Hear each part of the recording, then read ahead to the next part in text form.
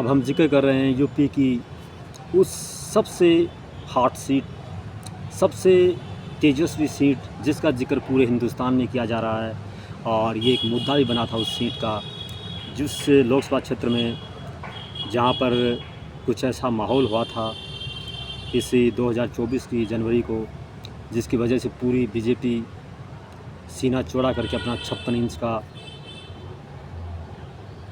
किसी के 56 का नहीं है, वो कम है, वो भी अपना सीना चौड़ा करके ये कहता है कि हमने जो है हाथ उठा के, अपना सर उठा के, अपनी भौहें उठा के बड़े जोश से कहता है कि हमने यूपी के उस ज़िले में, उस क्षेत्र में वो किया जिसकी वजह से हमें लोग वोट देंगे, हिंदू वोट देंगे। हमने वो किया है जो कांग्रेस ने, सपा ने कभी नहीं किया।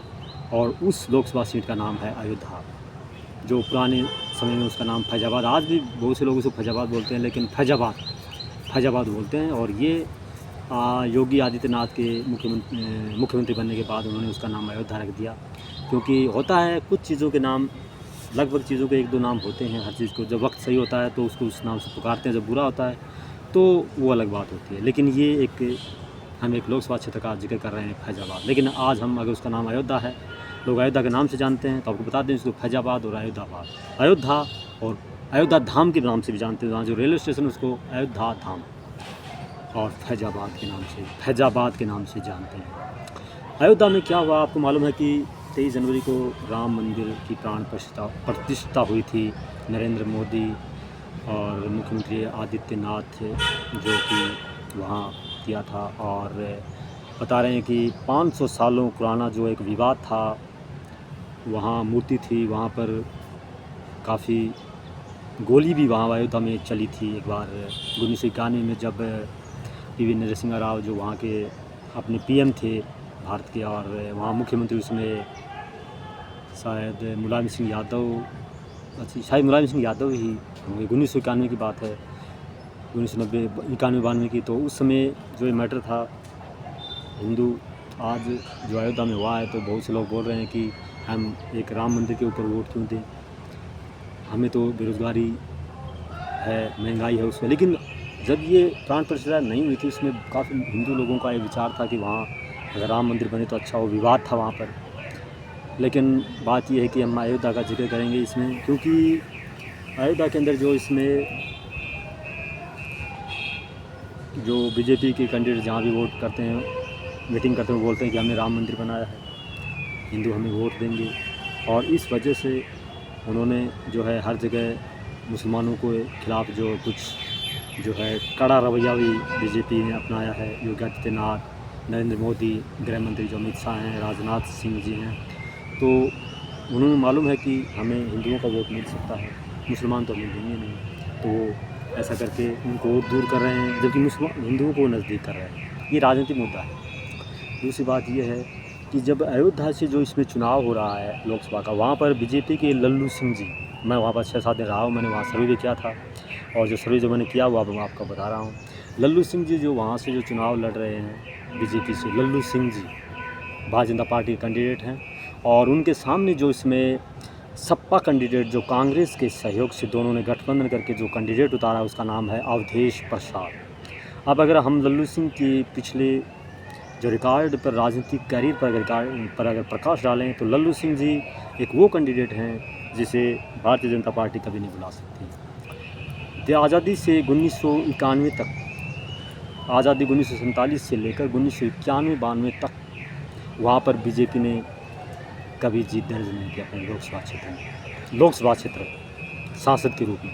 1991 में जब लल्लू सिंह यादव को जब वहाँ से कैंडिडेट बनाया गया, तो लल्लू सिंह यादव ने एक नया इतिहास रचा, और उन्होंने पहली बार अयोध्या की यानी फैजाबाद की ज़मीन पर भारतीय जनता पार्टी का जो परचम बुलंद किया था, और वहाँ से 1991 में उन्होंने जीत दर्ज की थी।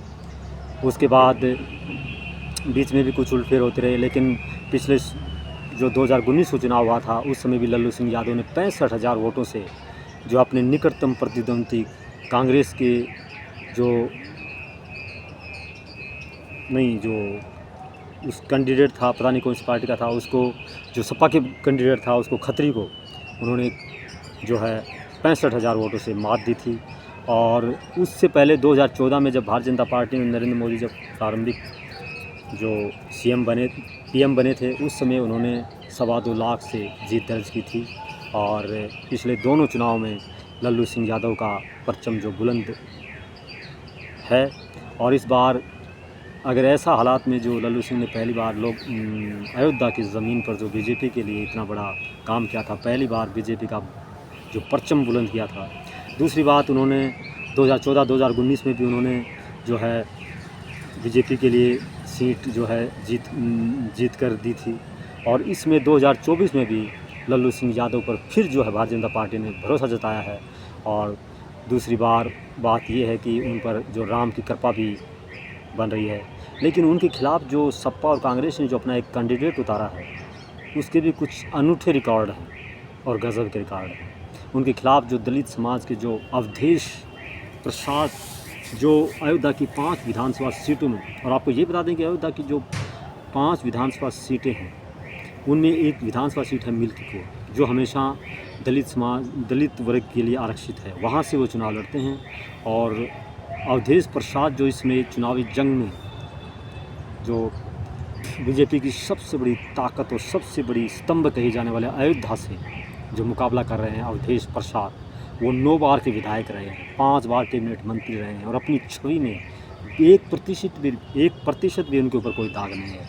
अगर हम जिक्र करें भारतीय जनता पार्टी के प्रत्याशी लल्लू सिंह जी, तो वो भी अपने चरित्र और छवि के बड़े नेक हैं।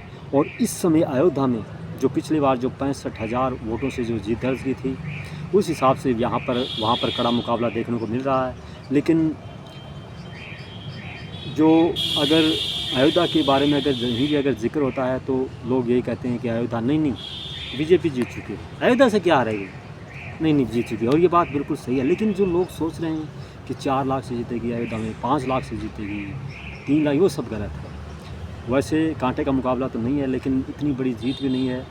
अवधेश प्रसाद वहाँ से हारेंगे, लल्लू सिंह जी बीजेपी के जो हैं, उन पर राम की कृपा होगी और वो लगभग लाख से नीचे जीत होगी। अगर उलटफेर हो जाए तो वो अलग बात है कि लल्लू सिंह जी हार जाएँ।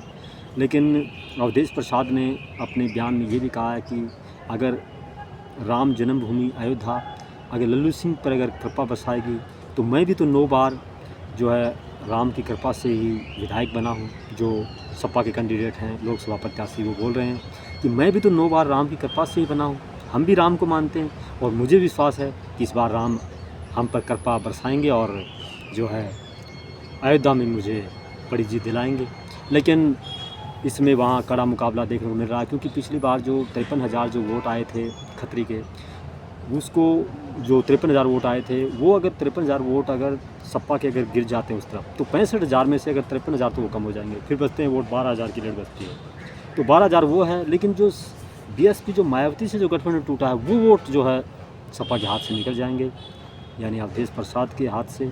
अगर वही वोट भी अगर वहाँ गिर जाते हैं अवधेश जी प्रसाद की तरफ, तो फिर वहाँ से अवधेश प्रसाद को कोई आने वाला नहीं है।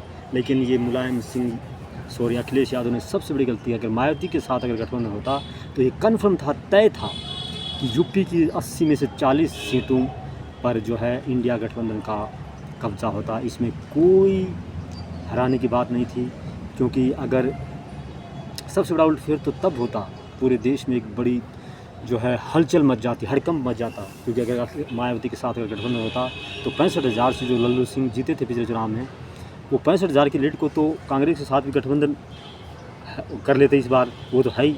और मायावती के साथ पिछली बार था, तो मायावती अखिलेश के साथ तो होता और कांग्रेस को मिला लेते, तो वो 53,000 वोट वो अगर उसकी तरफ आ जाते, तो फिर 65,000 से जो लल्लू सिंह जी जो भारतीय जनता पार्टी के जो लोकसभा जीते थे, वो 53 उसमें पड़ जाते। तो फिर 65 में से 53 अगर कम हो जाते, तो फिर बचते वोट 12,000। तो 12,000 वोट 5 साल के जब यहाँ पर जो योगी रहे, मोदी रहे, तो उनका विरोध भी तो है। 12,000 वोट को तोड़ने के लिए 5 साल में सिर्फ 7,000 वोट तोड़ने पड़ते हैं।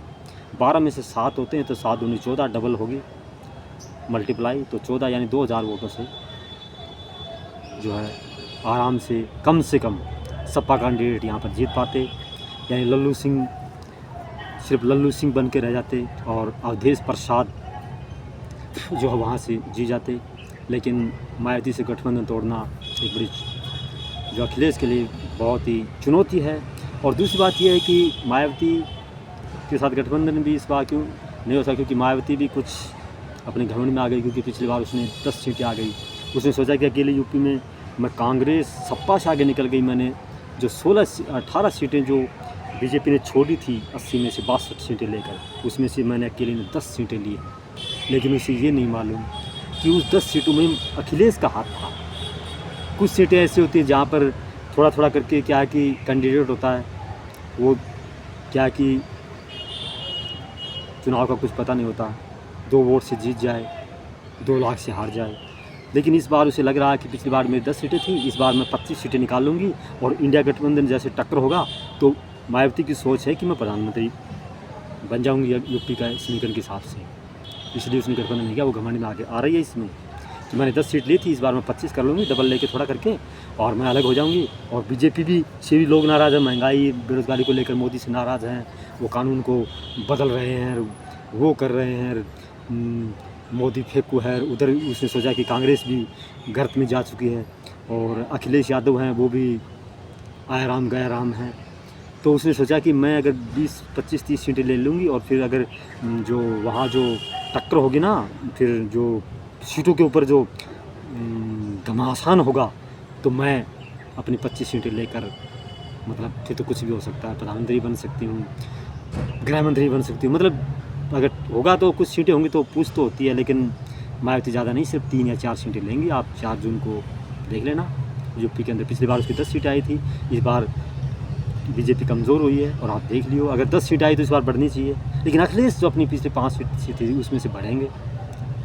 और ये था यूपी का जो समीकरण। और